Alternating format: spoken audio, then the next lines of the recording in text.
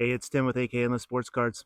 All right, so um, doing some walking and talking about sports cards up here in Alaska. So, I've been doing a lot of thinking since the National. I've been watching a bunch of YouTube content myself, and part of me is just like, what is it about this channel that's different from others? And the big thing that I've thought about is that I just refuse to give in to the anger industrial complex where I don't want to be, you know, talking about sports cards in a negative light 24/7. I do think that there's a place for, you know, pointing out wrongdoing in the industry and things like that. There certainly is a place for that, but at the same time, I think if we're going to do that, I think we need to point to some possible solutions. So if you want to join me on this journey, please subscribe and tell a friend so that we can spread the word about the channel. With that said, I am going to be walking here through South Central Alaska today. I do have my walking stick here. I always walk with one, mainly because I've been charged by some dogs, some large dogs, over the last couple years.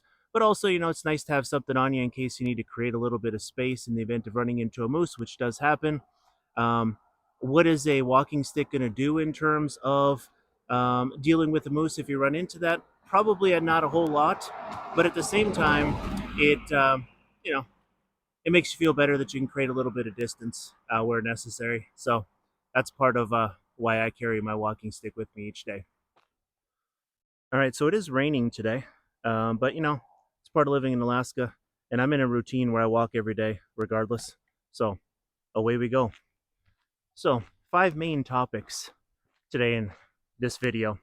Number one, um, I was listening to the Sports Cards Lessons podcast, and Ken had mentioned that from a dealer's perspective, that you know he had difficulties selling cards at the National that were over $1,900. So let's just round and say 2,000 and up, but that everything else sold pretty well, and that kind of goes along with what I had experienced at the National as well.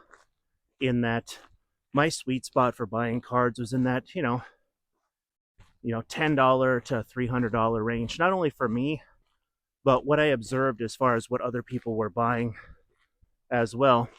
And so that kind of resonated with me because I don't think that the average collector is buying those super high end cards.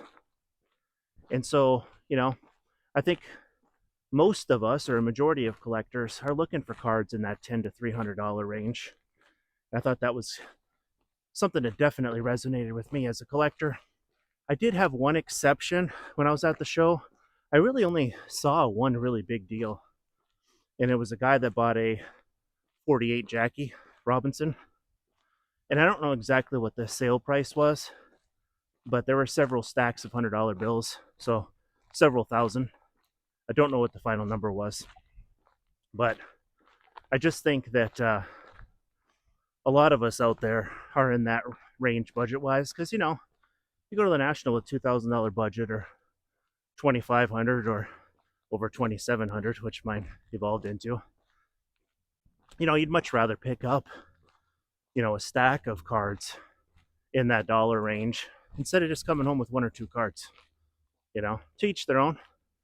If you did come home with one or two cards, but I think most often people want to come home with a little stack, of cards from the show. So that's the first piece that kind of stood out to me.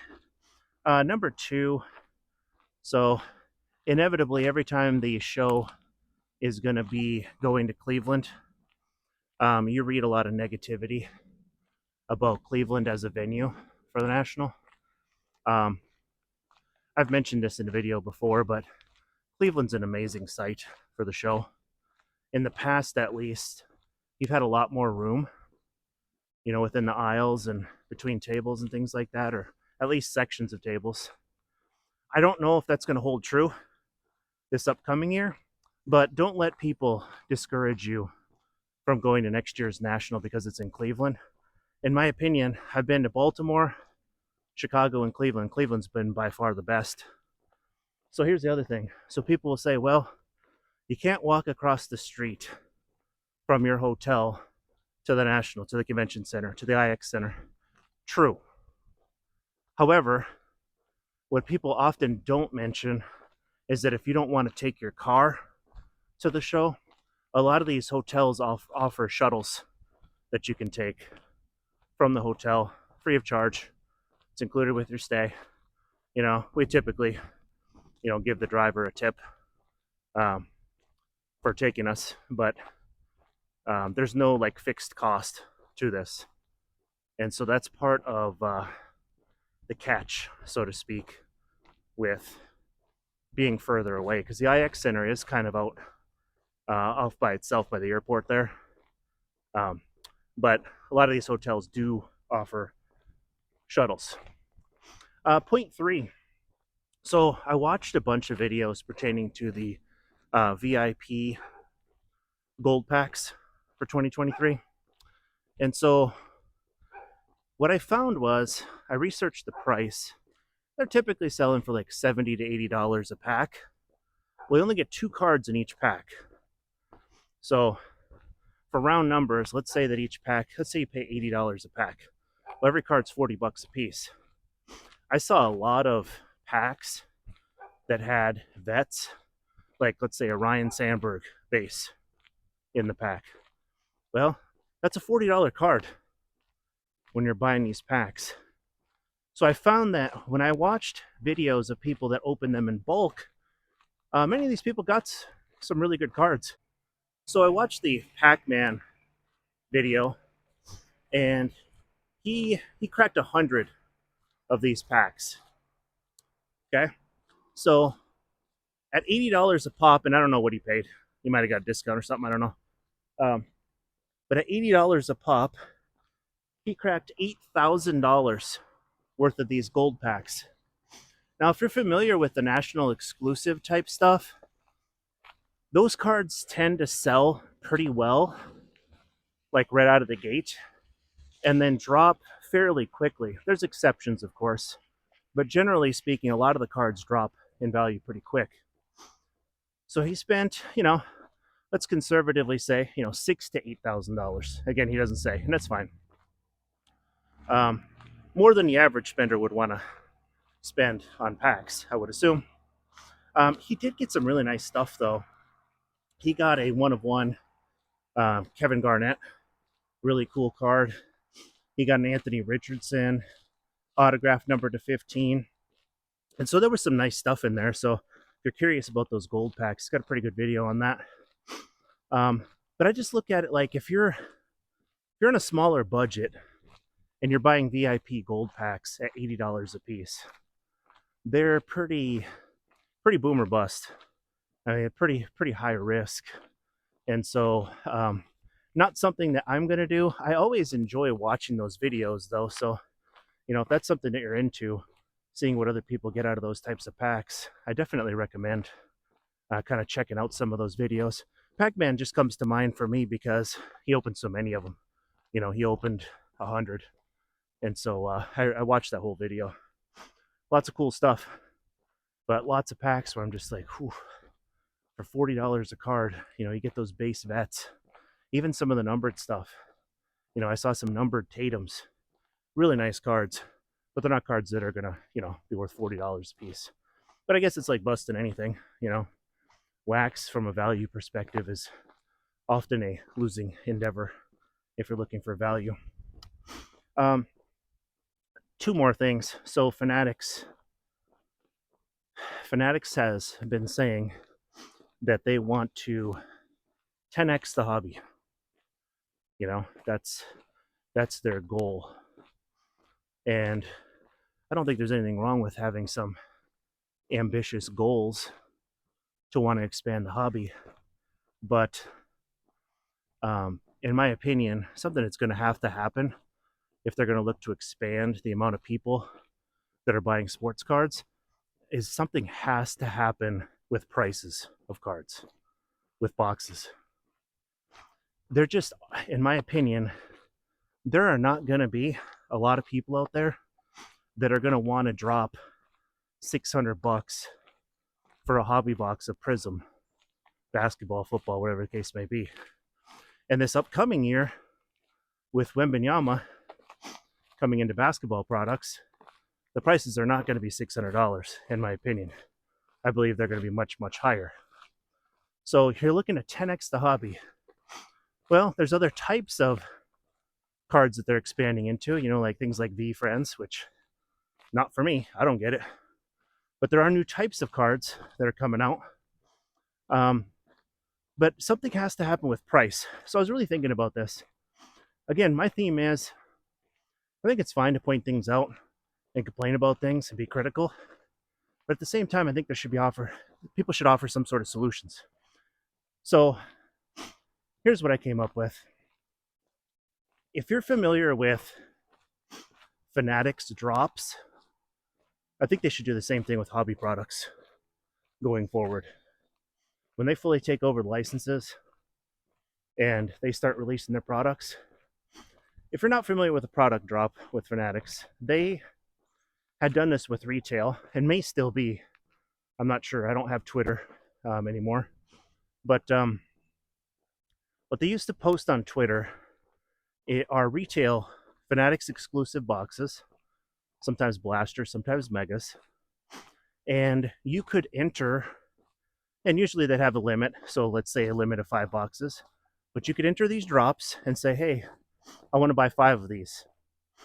So what you do is, if it's a 24-hour window, for example, you get that order in, and they only charge your credit or debit card if you win the drop. So it's almost like a lottery for the right to be able to purchase that product for retail price. In other words, before people gobble them up and then double or triple or quadruple the price on eBay. So I think they should take this concept and apply it to some of the hobby products. For example, when Fanatics takes over the licenses, if they produce highly desirable products, who knows how the whole Panini thing's going to go. I'm aware there's a lawsuit and stuff like that, and I don't want to get in the weeds over that because nothing I can do about it, and there isn't going to be an answer on that anytime soon, I don't believe anyway. But let's say Fanatics takes over and they put out a Topps Chrome product that's highly desirable. And let's say, they're going for $1,000 a box, or maybe they do these Dutch auctions. Another thing that I'm not in favor of, because these prices are always really, really high. Part of that, I think, is because that breakers have created a floor price, in my opinion, for a lot of hobby products. Because if it doesn't make sense for an individual to buy these, it does for breakers, in the sense that they can buy these products at higher prices and then sell teams, versus individuals not wanting to pay these higher prices for products. So what I think is, if you're putting out the Topps Chrome and they're $1,000 boxes, if you really want to expand the hobby and get more people involved, why not create product drops with a limited number of these types of boxes at much lower prices? Yeah, I understand that if you can sell something for 1,000, it's probably not wise to sell a ton of it for 300. But if you really want to expand the number of collectors that start to buy products, something's got to happen with price. So even if you pick, like, I don't know, I'm just making up numbers, but 500 boxes that you're going to do at $300 instead of 1,000, and you have people enter these, product drops, I think that'd be really good for the hobby if we're truly wanting to expand the number of people that want to enter. Because a lot of people are going to really have a problem with spending $1,000 as they're entering the hobby on a hobby box, especially if these boxes aren't producing a lot of value. So that's the other piece too. Fanatics has to look into ways to, increase the value of what people can pull. I think they've been in the right direction on this in terms of what they've been doing with Topps, with different types of cards that people can pull. But I like the idea of product drops for hobby products, because I don't know where you're at on this, but I'm not buying $1,000 boxes of Topps Chrome. It's just not going to happen. If I can get into a product drop and have a chance to be able to purchase at 300, I would do that. Limit it to a box or two, and if people if you say no bots and people are using bots, then have consequences for people that use them. So again, solution-based ideas to hobby issues. One last thing today. So I'm a regular listener to the Ramsey show. It's a predominantly a financial podcast. They're on YouTube, they're on Spotify and stuff. There's also some things in regards to like relationships and things like that as well. But the focus of this is to talk about the um, a financial story. There was a story of this lady in Tennessee who had lost her husband over the last few years and was in some serious financial difficulties to the point where she owned her house and had a lot of equity, like six figures of equity, but was behind on payments and was in danger of foreclosure. That's kind of a summary of the story, right? So I first heard it on Ramsey. Then I was listening to Sports Card Nonsense, and they mentioned how a group called Grand Slam Collectibles had done a great deed as far as offering to help her out and get her current. So I did some research on this. So first off, if you, I've videoed Grand Slam Collectibles showcases in episode 35. So if you missed that, go back and check it out. They have amazing stuff. And they were super nice, super gracious to be able to, allow me to do that. So I did some research on this, and I found out that Grand Slam Collectibles put a post out there on social media for people to help them identify this woman so that they could help her. And in the end, they reported that they were taking care of getting her caught up on these mortgage payments so that the risk of foreclosure was no more. And I just feel like with all the hobby negativity, which again, there are things that need to be pointed out. I'm not a complete rainbows and gumdrops guy. I get it. There's stuff that needs to be pointed out. But with all the negativity, this is an amazing, uplifting story. I have no reason to believe that it's not true. And so I think this is the type of stuff that people don't talk about as much when there are great deeds that are done. And so, if true, which again, I have no reason to believe it's not, shout out to Grand Slam Collectibles for doing just an amazing deed to help this lady get caught up on her mortgage payments. One last thing, Ramsey Solutions had also reported that thousands of people reached out to them. The listeners or viewers of the show had reached out to them about helping as well. So, there are still good, feel good types of stories where people are really looking out for each other and helping each other out there in the world.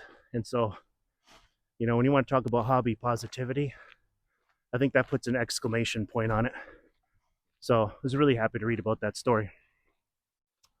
With that said, I have my first set of post national pickups, which include one grading return and a couple of new card purchases, I should say, that have come in. And so I'm going to share those with you next. All right, so let's get a look at the grading return first. It is just one card, and it's not a traditional card. I mentioned this story in the past. So years ago, I don't remember exactly when it was, but Luka Doncic had a promotion through his website where if you ordered $100 worth of clothing, you'd get a free, PSA calls it a print, but almost like a postcard type of card with an on-card autograph. And so I took advantage of that and I got one and I sent it into PSA. It cost $80 through my group subber to get it authenticated and slabbed. But here it is.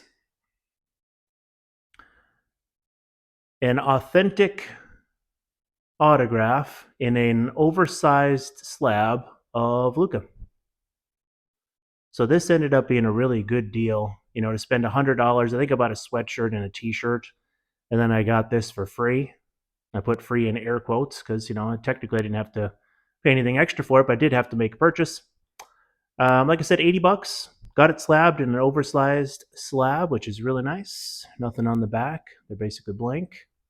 But nice pickup for the personal collection here to get an on-card autograph. So I just got this back within a couple days of getting back from the National, so I wanted to go ahead and share that first. There's only 2 cards that I received that I had actually purchased while I was on vacation. I'm going to start with the one that's a little bit easier to find, and that's a 2018 Topps Gold Label Shohei Ohtani Class 1. Really pumped about this card. Such a cool design. I think I paid around $150 for this. I just really like the fact that it's like a hollow foil and that it has him on there both hitting and pitching. I always thought that this was kind of a cool rookie card. I did see a couple of these at the National, but I thought, well, those are relatively easy to get online, so I'll just order one. And so I did, actually, on the way home. So that came in. So cool rookie of Ohtani. I like the fact that it, again, has him hitting and pitching at the same time. And now, getting into the Pop 1 Ohtani card. This is not a rookie, but this is the only one that's graded in a PSA 10, and it may stay that way for a while. I don't know that for sure, but this has to be a very, very tough card to grade. And that's a 2021 Topps Rip card, black.